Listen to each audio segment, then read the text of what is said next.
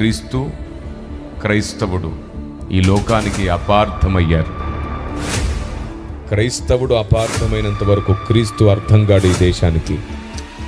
క్రైస్తవుడు మాట్లాడితే ఎదుటివాడికి ఆవేశం కాదు, ఆలోచన రావాలి. అపార్థమైన క్రైస్తవ్యాన్ని తిరిగి భారతదేశానికి ఇంకొకసారి అర్థమయ్యేటట్లు ప్రకటించాల్సిన టైం వచ్చింది. లోకానికి అర్థమయ్యేటట్లు సువార్త చేయండి, అపార్థమయ్యేటట్లు కాదు. మన సువార్త కోపం రేపకూడదు, ఆలోచన కలిగించాలి.